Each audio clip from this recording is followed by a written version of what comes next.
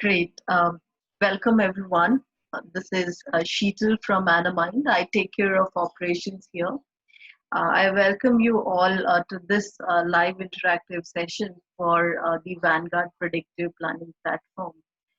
Before jumping into the main webinar, I would like to introduce ourselves.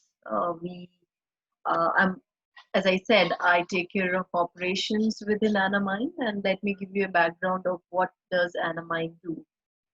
And when we talk about Anamind, we are all about business planning and forecasting. We have different capabilities with different verticals to support companies who want to improve their planning process internally. So the first one, as you can see on the screen, is planning solution. So we have a couple of different planning solutions in place. We have planning services where we outsource our services to the customers related to the demand planning and various other activities which are related to planning analytics, etc.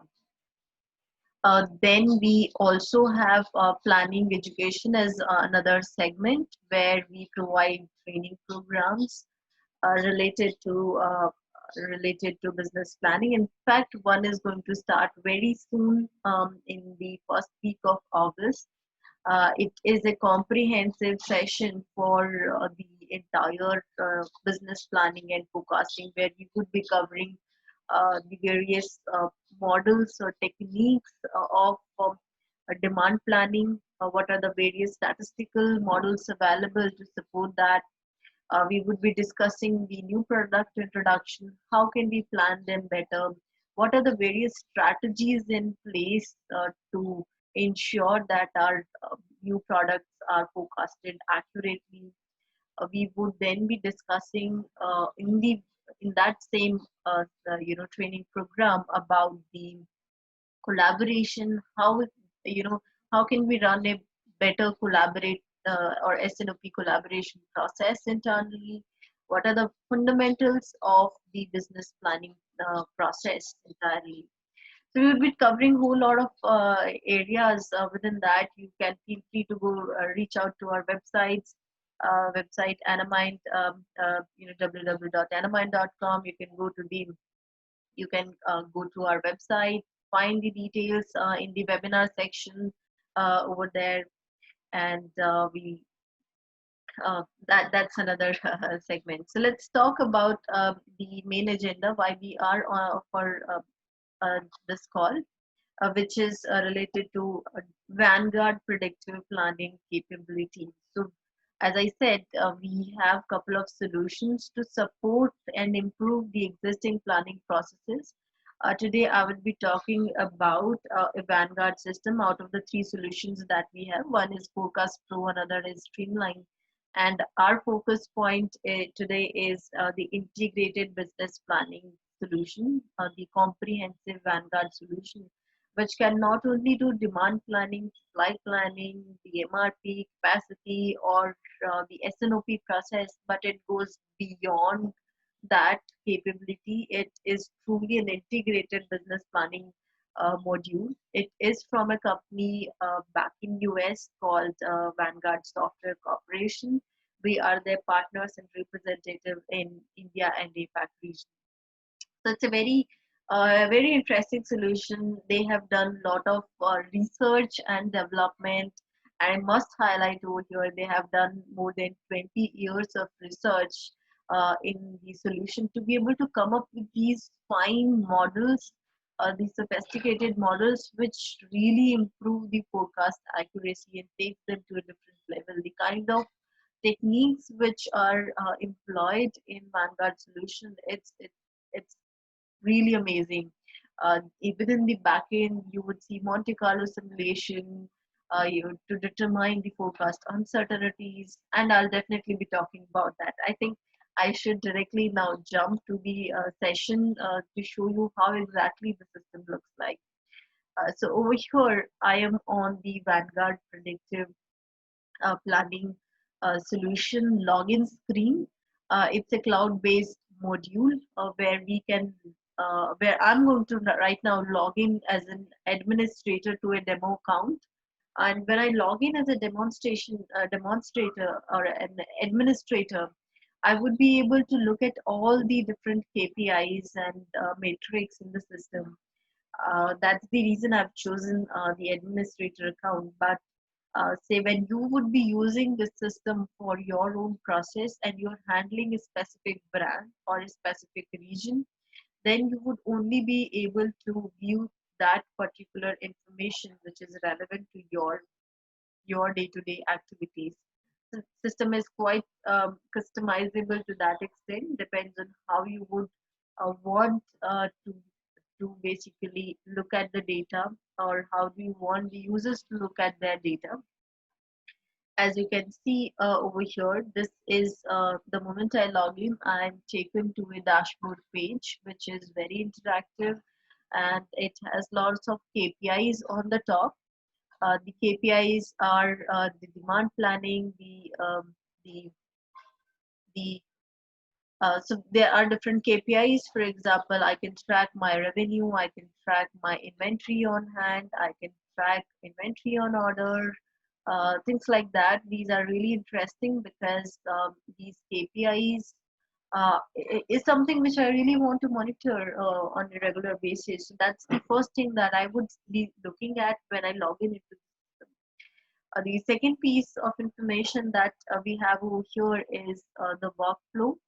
So Vanguard, follows a workflow-based approach where there are different workflows which mimics the actual steps or processes that you would be taking internally to complete those steps. For example, if I go to the demand plan section over here, as an organization within Anamind, I follow these set of activities to complete my demand plan process. So first, in the first step, I review my last month's exceptions, last month absolute deviation Z score. So those items which have very high deviation compared to what we had anticipated would be visible in this section over here. So if I go, it takes me to the screen where all the items which have triggered those exceptions are part of it. I can further, select the SKU and go into much more detail, but I'll definitely be taking you through that as well. We can then review my new items forecast, then look at my forecast record. So these are customizable steps depending on what steps you follow internally, and it's really essential, and it's one of the best feature of Vanguard system, that it allows user to not only complete the demand planning process, but also create a set of activities so that you monitor and follow them on a regular basis, and it becomes easier when you do that. You can also monitor your progress. You can also then you know give the training to a new user who might be coming on on board. It's really easy when you would be providing, when you would be sharing your knowledge or sharing those set of activities. It just becomes easy to understand what are the various sets of activities that you would be following, and it's uh, then becomes very easy during the job training process. You can also monitor your overall progress. In case you have missed your step, then and the date is also so we can have these time bound. So when, say, I reach on 20th and I still haven't reviewed my exception for the last month, it would alert me as a red icon over here, so that I can take a note of it and take necessary action. I'll go back on this dashboard page over here. It also gives me access to the various built-in reports. For example, I can monitor my budget records. I can monitor my budget versus actual report. I can also monitor my budget and gap analysis. This is a very interesting report. I'll definitely show you during the session as we progress. But just to give you a feeler that the system supports the process in a way that it shows the KPIs along with it. It also shows you the different reporting. It gives you a direct access to the different reporting piece over here. You can also have certain classic dashboards like speed dial, pie chart, bar graph, or line chart, etc. You can customize them the way you want. It's very easy to customize them. And you can share with the users. Say, for example, over here, I do not want it to be a pie chart, but I want it to be a bar graph. I can select that, and automatically my information is represented in that fashion. So this is really important. We can customize the system and monitor our processes, and that's where it comes. It it's very useful for demand planners or for the end users. They can not only monitor their important KPIs, but they can also follow those activities and complete the demand plan process. So now I've gone to the demand plan section because that's where our processes usually starts in a company. First, we review our demand plan, then we move to our replenishments and production plan and whatnot. So I'll first focus on the demand plan section we have. The demand plan, as I said, we would first be reviewing our exceptions, which would be my last month's absolute deviation z-score. So the moment I click, it shows me all the items which have triggered this exception. These are the items which where the last month absolute deviation was pretty high. So I've selected this SKU in a particular region.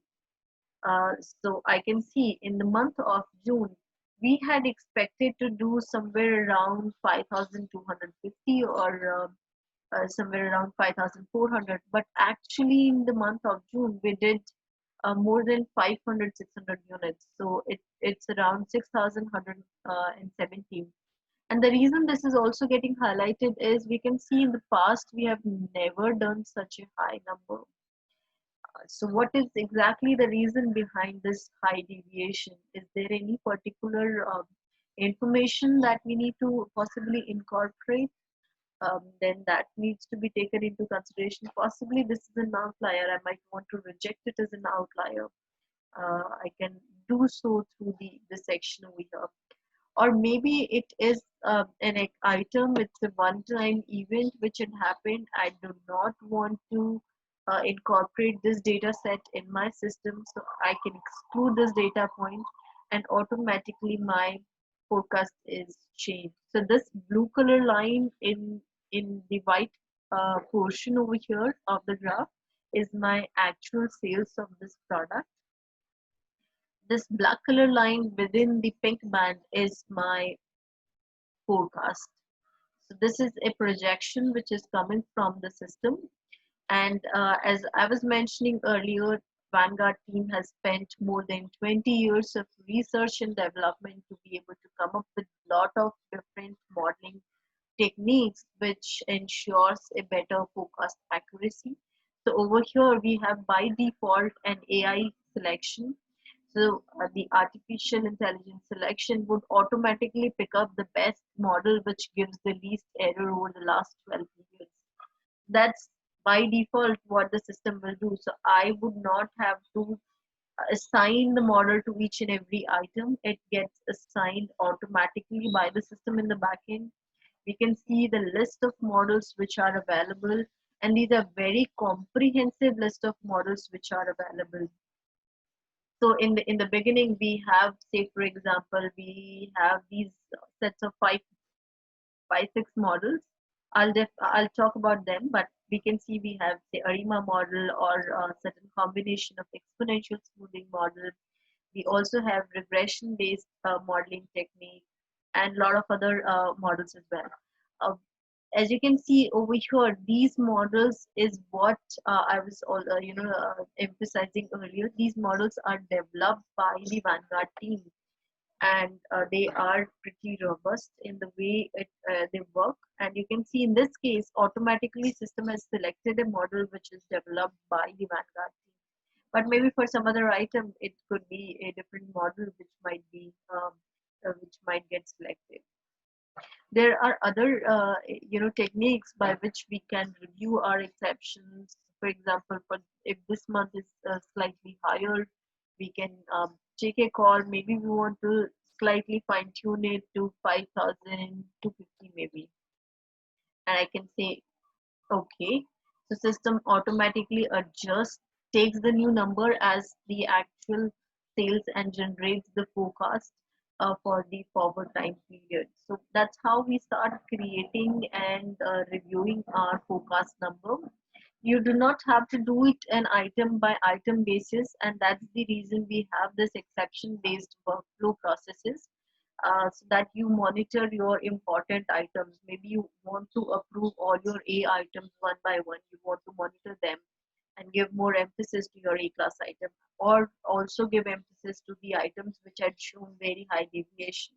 You take a call how you would want to proceed, and it's usually an exception based reporting or planning process that we should follow. Um, so I'm going to this section which where I can review all my forecast record. Over here, this is just a dummy data how we have created. Over here, say we have four different segments. Uh, so our company is into hardware, services, software, auxiliary, and within hardware, say we have different sets of SKUs which are part of this hardware category. These SKUs are being sold in these four locations, or I would say in this case it's region, but system is agnostic. We can select maybe our customers as the end user, as the end point where we are making a sale, or it could be a certain depot location, or it could be a total pan India that we are planning. Depends on how you would want to do the projection, and this hierarchy over here can automatically be customized per se. In this section, I've selected an SKU APAC in SKU 100 in an APAC region. I can see the historical time series data, and I can also see my forecast uncertainty and the forecast over here. This is very, very critical information, this pink band essentially, because it represents the forecast uncertainty.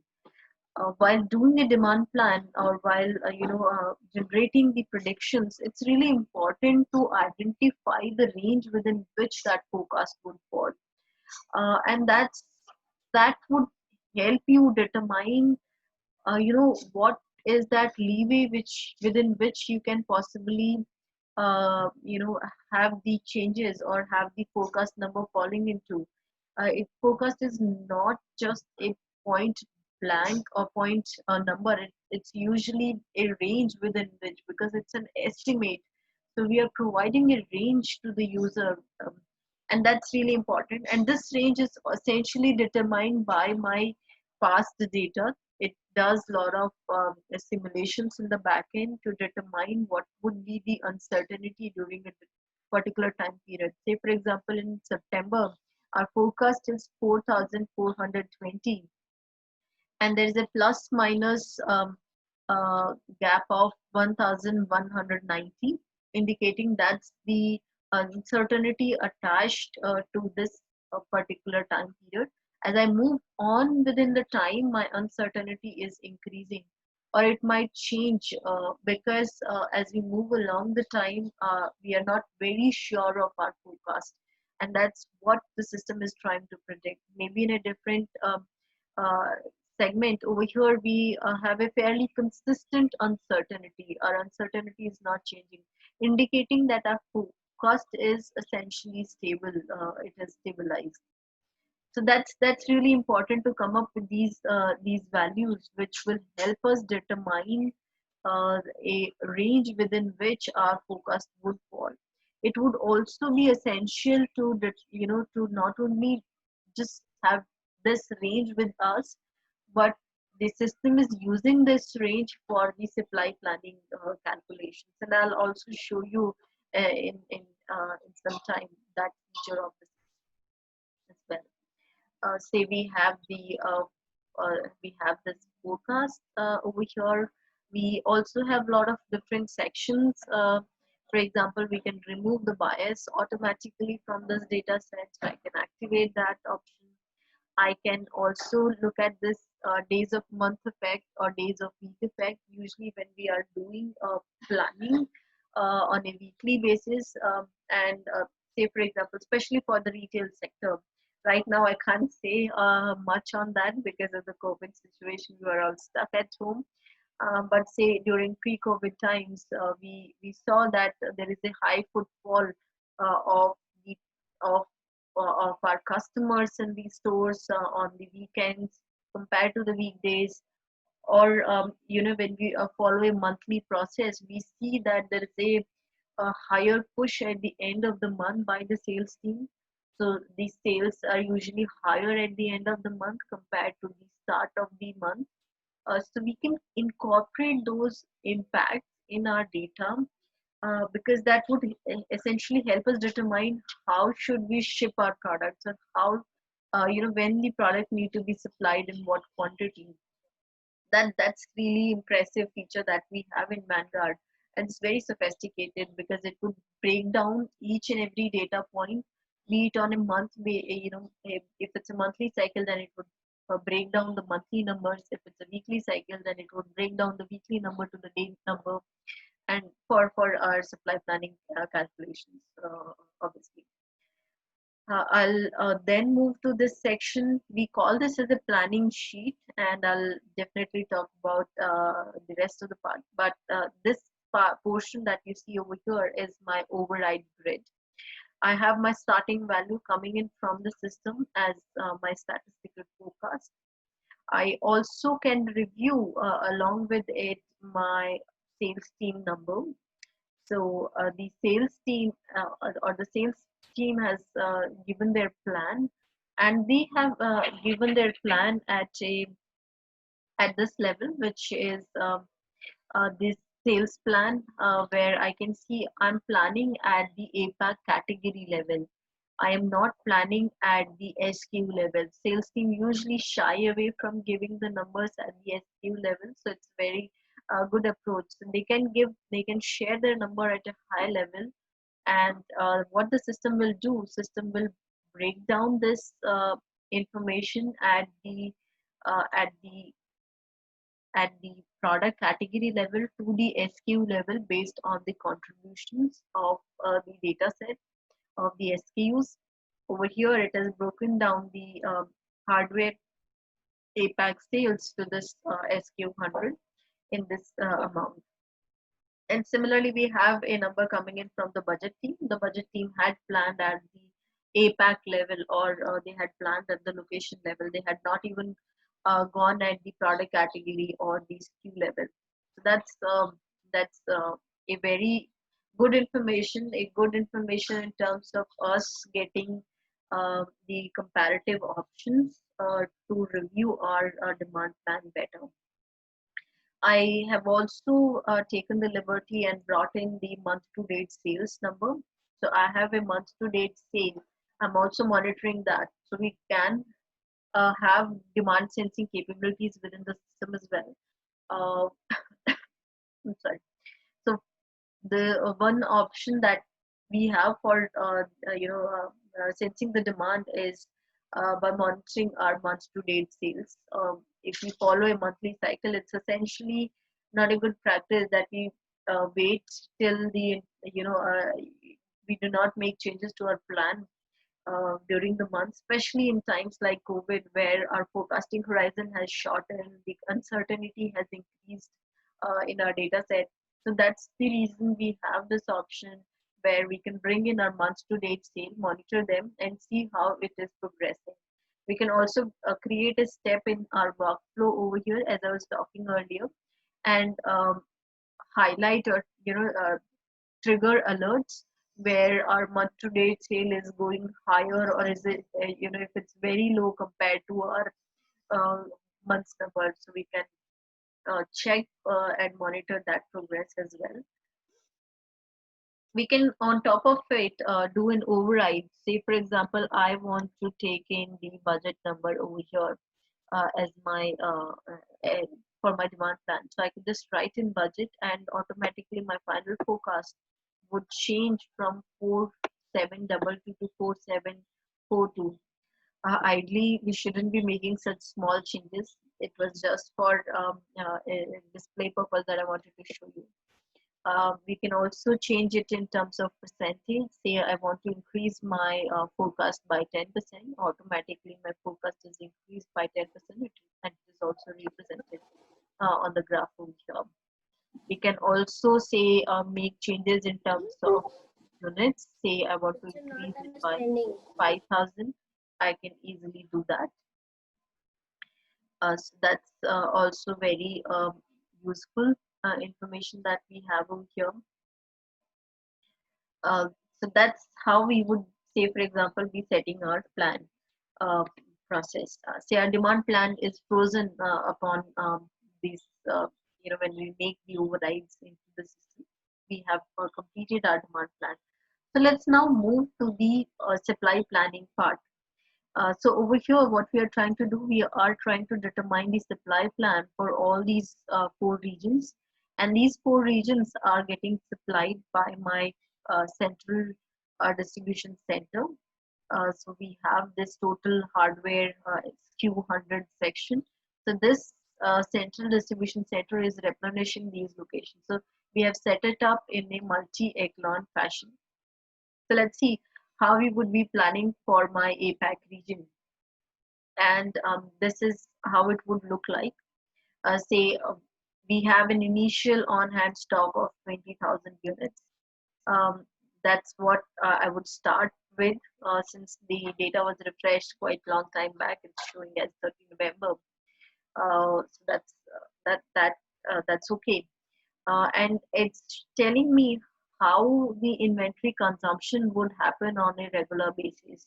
I I'd shown you earlier that we can do days of month effect, days of week effect to determine how this contribution should lie. Essentially, it's breaking down right now in equal contribution, but we can take a call as to how we would want to make that change. So this is how my inventory consumption would take place. And over here on March 13th is when we would it's triggering that we need to generate an order, and we would have to generate an order of about 8,320. Yeah. So we would be generating an order of 8,236 units for the month of March. And then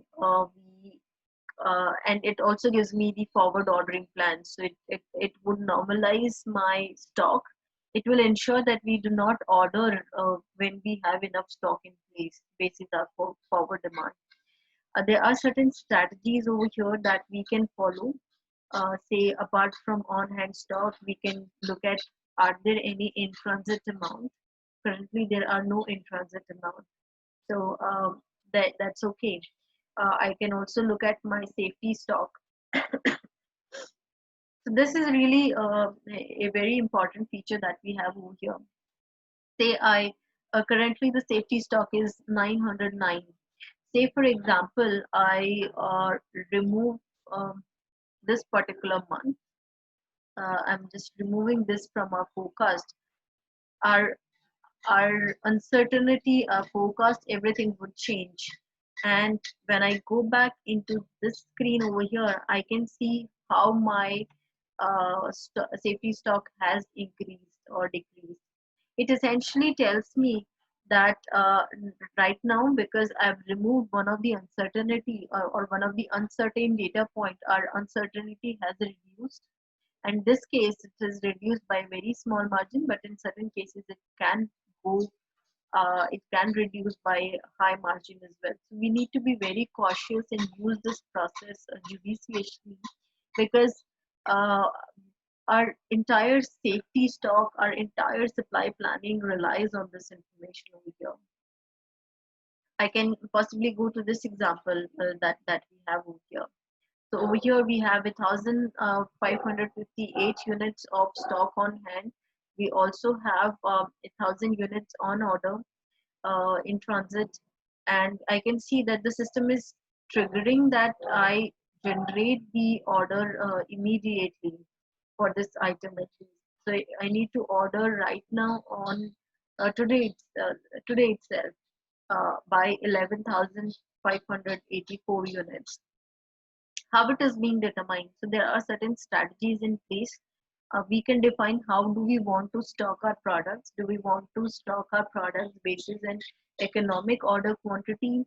Do we want to stock them basis our fill rate, our forward cover, or do we want to replenish them on a weekly basis, maybe every Monday or Tuesday, so on.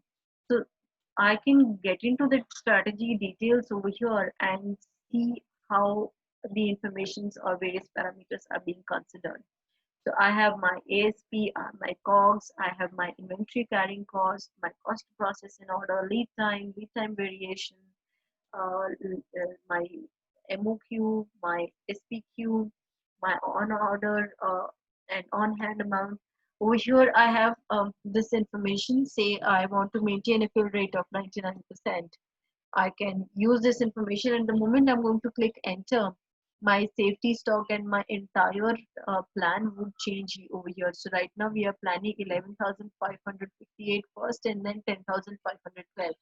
So let's see how it changes. Now it's telling me that we need to order 16,976 instead of 11,000 to maintain a 99% of the rate. I also need to, I can also make changes. Say I need to have a 30 days of safety stock cover, and my plan would automatically change basis this information now. It tells me what is my probability of stock out. That's very interesting information when I'm managing my stock. I want to see which are the items which have very high probability of stock out, and I might want to expedite the order for these items which have very high probability of stocking out. And let's see how we can do that. So we say, for example, this is my plan, which this is my optimized ordering schedule, which has come up for the location for the SQ100 in North America. I can then look at my sourcing sheet over here. It shows me that I have 4 distributors. The first one is my central distribution center from where I'm going to 100% get this order from. I also have another supplier. This is an Acme ground supplier. I'm not currently getting this product from my directly from the supplier to this particular location. So I'm not putting the split over here. I can see how much time the supplier would take. So he's going to take 30 days, and there is a variation of 7 days. I also see my MOQ and SPQ for the supplier, and similarly for the other. So we have another supplier which is Acme Air, and it has a lead time of 3 days only, and there's a variation of just 1 day. But the cost to process this order is high. The cost to get this order is quite high. We also get this information where I can see that I have certain excess amount available in other locations. So I have an excess amount in APAC location, and this excess amount is 10,380 units uh, in the APAC location. And the total availability is 16,470. So in order to avoid the stock out, I believe I can get the product from this location from APAC instead. I can maybe get the product from EMEA location. Maybe that's more closer, and that's the reason the cost of transportation is quite low, and availability is fairly high. So let me do a top up, when I do a top up, it shows me how much excess do I want to now get. So it tells me that if I get 1,664 units excess, the probability of stocking out, which earlier was more than 80%, has now reduced to uh, just 12%. Imagine this kind of analytics that we would be getting from the system. We would be better informed, we would be in a better position to take the actions and execute them. We know how much profitability this decision is going to be. And we would also know how much we would be saving in terms of our sales, because my probability of stock out has reduced. So that's a very interesting information that I wanted to emphasize in this section, where we can determine our different sourcing parameters. You see a notification section over here. This is very interesting, because over here I'm going to um, collaborate with my different users. Say for example, I go to the messages, I can see who has made a change and what, why they have made the change. I can leave a note for my other users. Say I can say hashtag maybe NA, and I can tell that you know uh, we have expedited, sorry, uh, shuffled the product from EMEA, for example. So this message is now recorded for all the users who would be coming, and if, all the users who would be following this hashtag, just like how we do that in our social media sites, or definitely social media. This can be a chat box option. I can assign a specific user, uh, to whom I want to address this information. Maybe the management might want to approve it. So we might want to tell them, maybe Gina Martin is handling this location. So I would say, please check the interlocation transfer. So that's really important. It's keeping an archive of all the locations or all the changes that I've been making so far in this section over here, and it can be easily used as we move progress. As we move forward in time. Maybe 3 months down the line, we would not remember why we had taken certain actions. So it's a good place to record all your messages and collaborate with other users, and also alert other users of the different changes that we are making in the process. So let's now move to the next section, where we are now going to replenish the products to this location or to these locations. I just want to highlight a lot of things over here that I've not touched upon. For example, our advertisement planning over here. I would want to focus, just before moving to the replenishment part, I would want to focus on the super session technique. So this system is a very good source of doing the super sessions. Say for example, this product is getting phased out and is now going to be replaced by say SQ103 in a different location.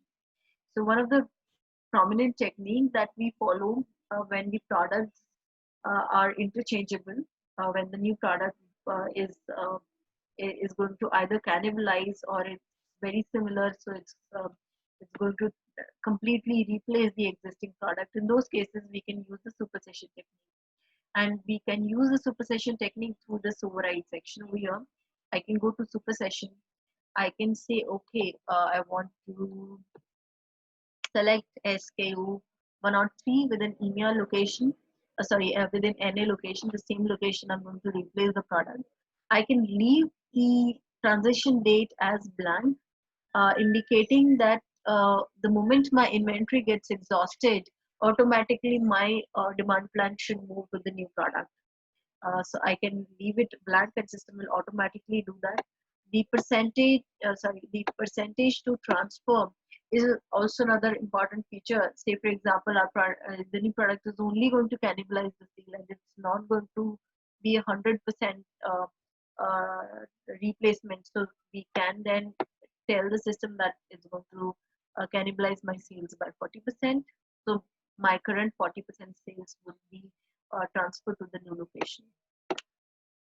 In this case, I want to keep it as 100 just to show you how it's going to make use of the inventory position. So over here, we currently, as I said, we currently had an inventory of 1,558, and it tells me that we possibly would exhaust our inventory by September. So in September, my forecast becomes zero. We would honestly exhaust our inventory by August itself. So from September onwards, it's going to be transferred to another location. Let me save it. And when I go to this item where I'm replacing the product, you can see automatically the forecast has increased, and I can see this super session numbers which are coming in this section over here. So it has increased, which indicating that there is a complete replacement of product that has happened over here. That's a really interesting feature that we have over here.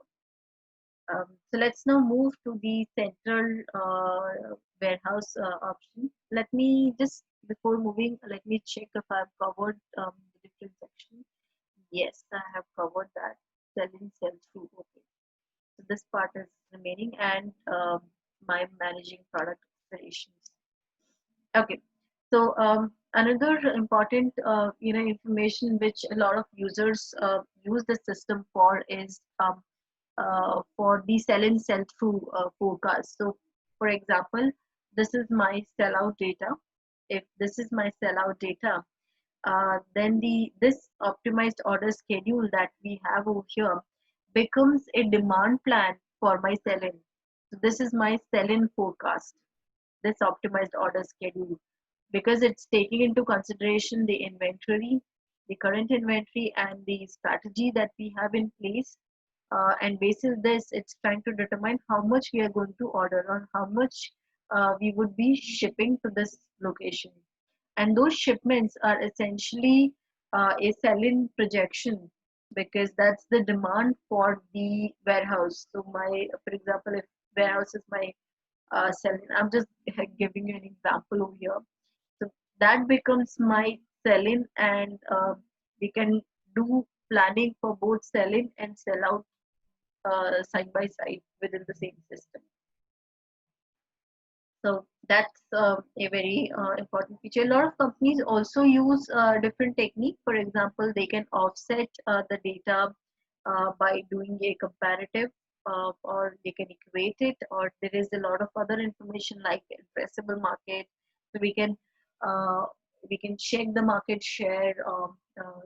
We can check our offtake data, check our market share, and see how it is changing. On basis that our current forecast can change, our sell-in forecast can get impacted. We can also get other supplementary data. I've not talked about the regression techniques where we can getting the other information, the parameters which are impacting our sales. We can get that, and a lot of other details. So lot of information is there. Say for example, if we have expirations, we can manage the expirations in the system in the sense that it will automatically um, uh, take into consideration that we would be losing our stock because the products are expiring, and then it tells me that how my expirations or how my inventory planning would get impacted because of these expirations that we are managing. That's also very critical information that we can manage our expiration. Maybe let me see if I have an option over here for expirations. Okay, so in this case, we do have expirations, but the expirations are zero.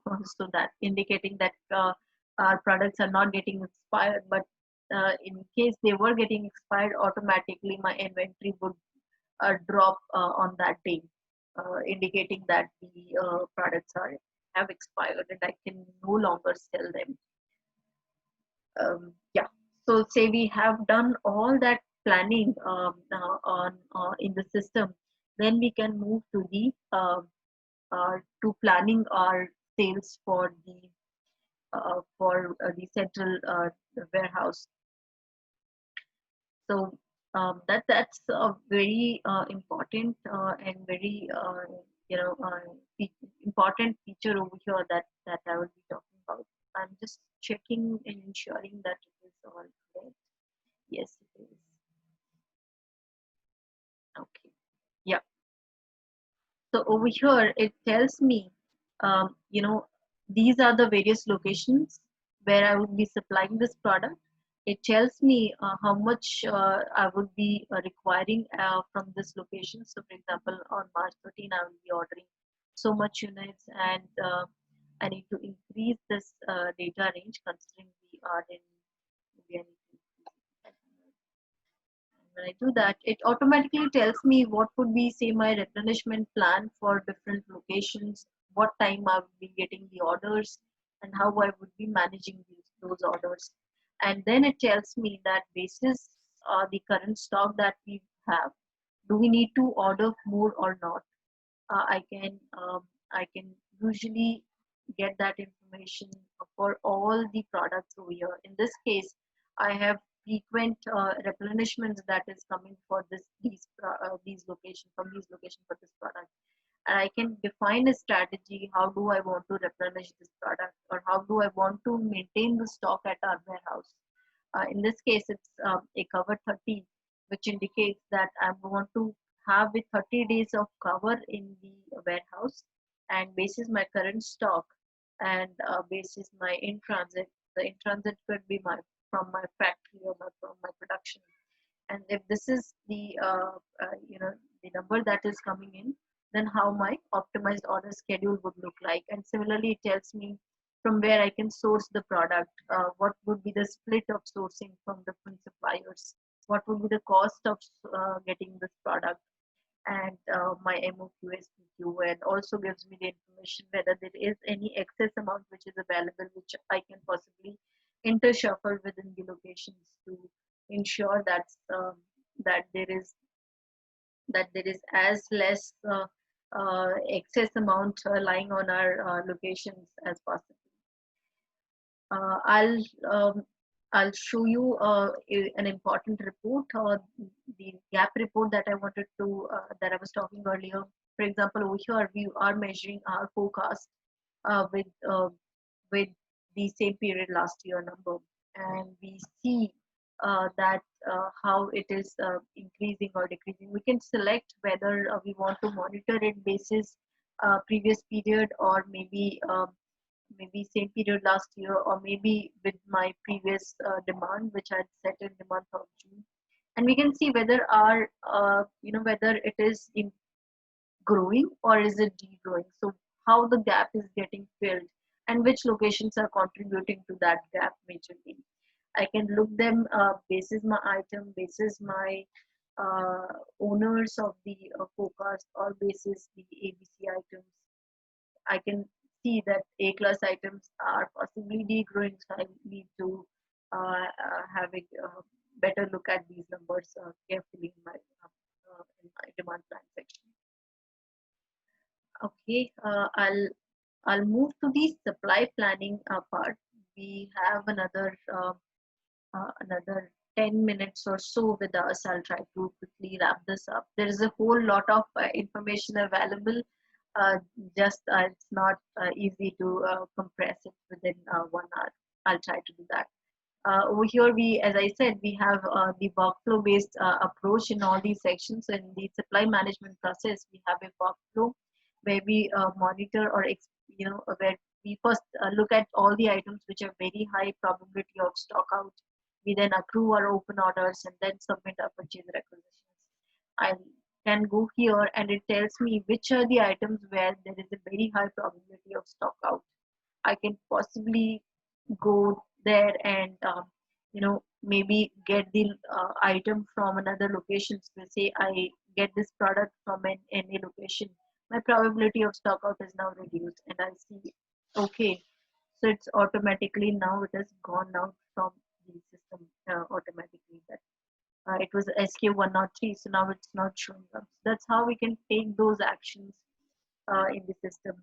I'll move to the purchase requisition part, where it tells me, this report gives me the information which are the locations or which are the supplier uh, of the products. In this case, I'm sourcing from Acme ground, I'm sourcing from my central distribution center, I'm sourcing from a whole lot of other locations. These are the expedites that I have made of different amounts. That has also come up. over here. It tells me which is the location where I need to be shipping these products. That's also very interesting information. It tells me how many units I would be shipping the products, how many, what would be the total amount, total units, and total cost associated with it. When I select over here, it tells me that Acme Ground is the supplier. It's supplying to the central distribution center. These are the 5 products that I need to source. This is the ordering quantity of the different products. This is the amount. This is the unit cost. If there are any shipping costs included, we can do that. If there are any taxes, that can automatically be incorporated. It gives me a very interesting feature or interesting information over here, which is that it tells me what would be the total weight of this order. It then further tells me how many shipping containers would it fill. Over here, it is one full shipping container, and 70% of the second container would be filled.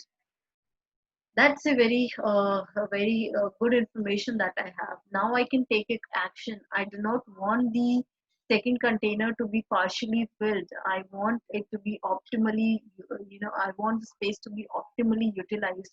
I want to increase the capacity. I can round it up or I can round it down so that my orders are adjusted accordingly. When I round it up, my order would go up in a certain fashion. So now you can see the order has gone up. If I reduce it, my order would go down. And then I can approve this. So right now these are editable. I can go here and I can edit them by myself as well.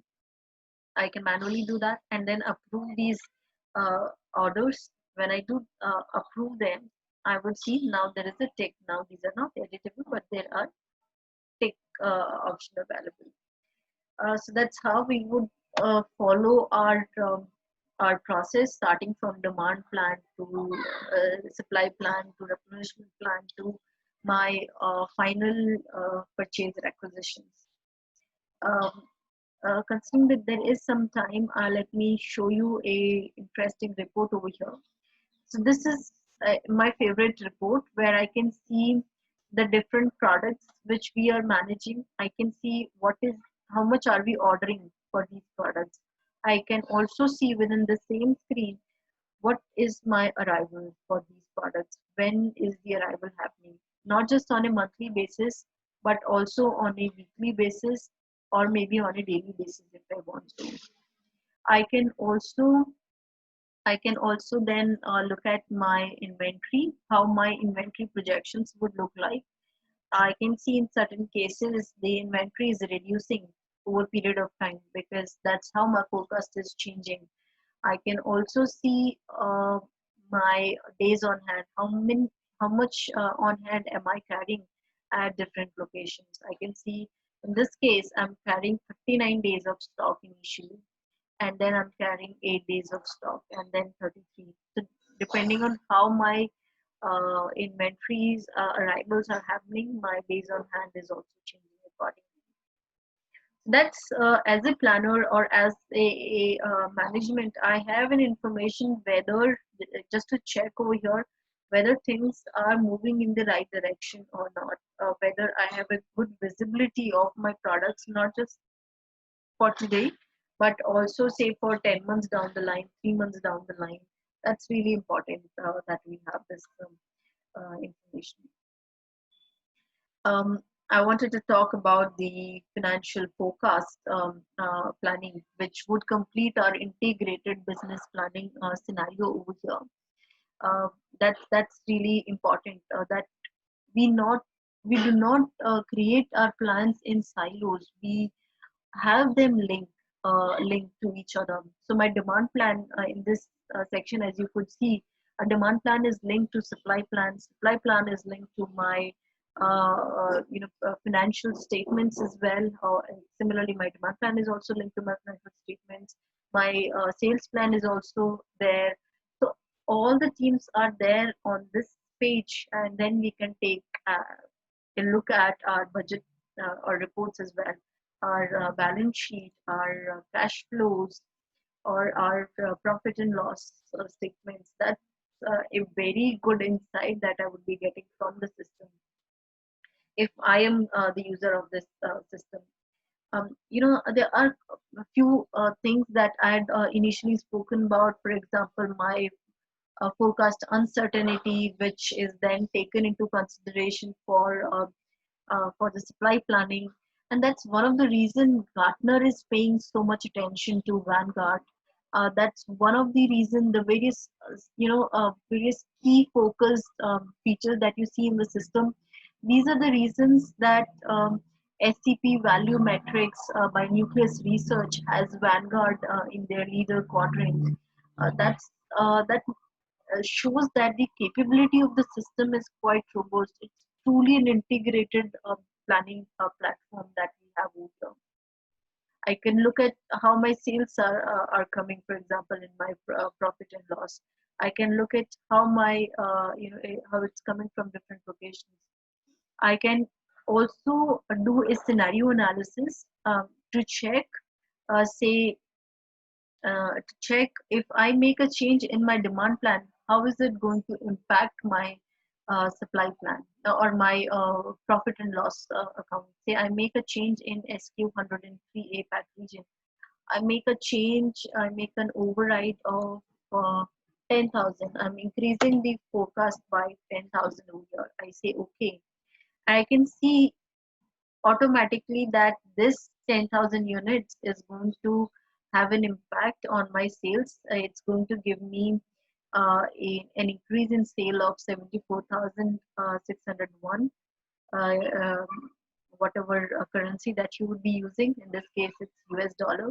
It tells me what would be the gross profit that I would be getting out of this increase in sales. So I can take a call whether is it worth it uh, or is it not? I would definitely want to not just increase the focus, but I would also want to uh, give the reasons. Maybe we are increasing our marketing budget. We are marketing this product heavily, and that's the reason we are seeing an increase in sales. So there would be certain operating expenses, or maybe there would be not just operating expenses, there would be certain other marketing expenses over there, which we can focus on. We can see what would that translate to my EBITDA. I can see what would be the final net income that I would be getting out of this change that I've made in the system. That's very crucial information that I would get from the system, and it makes the system a truly integrated business planning solution, uh, which I really wanted to focus on during our session over here. I think we are on time, so I would just now take a pause over here and see if you guys have any questions for me, which you would want me to address and answer right now. Would be great. If you have, you can either type it down or you can unmute yourself and ask the question. I'd be happy to take them. In the meantime, let me check if I've covered all the sections over here. Yes, we have covered the stock holding strategies. We have covered the S&OP collaboration feature. Yes, we have covered all the information. There is this point over here, which is make versus buy decision. That's really important. And I had covered it, but just to show you what exactly it means, is that we can take an action, we can take a call during in the supply part over here, whether we want to build the product on our own, or whether do we want to source it from a supplier. It essentially helps us in taking that information into account. So we have one question, which is there an integration with SAP to get the data in real time?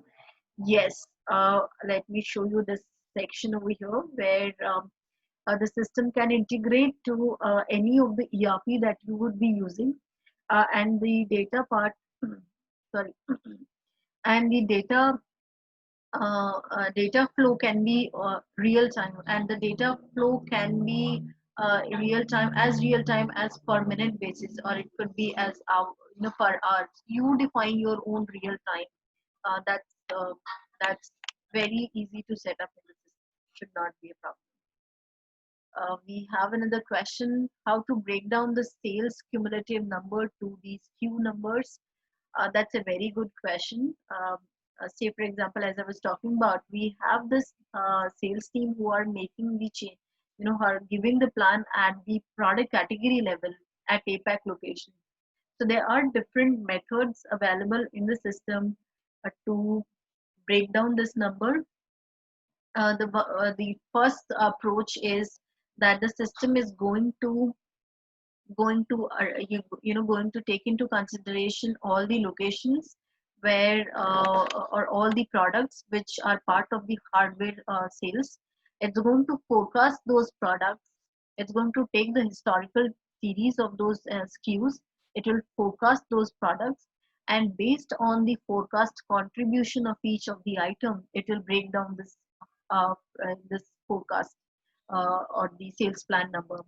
The reason that we do you know do follow this approach primarily is it takes into consideration if there are any seasonal changes in the data, and we are not focused or fixed on a certain set contribution, although we can define those contribution in the system that maybe SKU 100 should get 25%, SKU 103 should get 20, another 15%.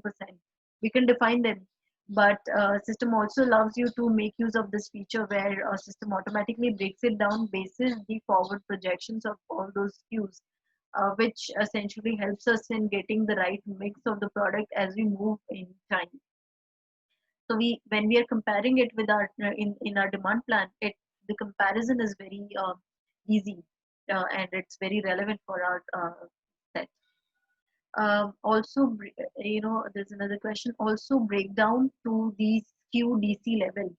Um, we we so for example, SKU is it's automatically taken into consideration because we are not perceived forecasting at the DC level. In this case, we have the DC associated to all these locations. We have say APAC, EMEA. These locations are getting replenished by my DC. So we can just simply aggregate that number to the DC over here.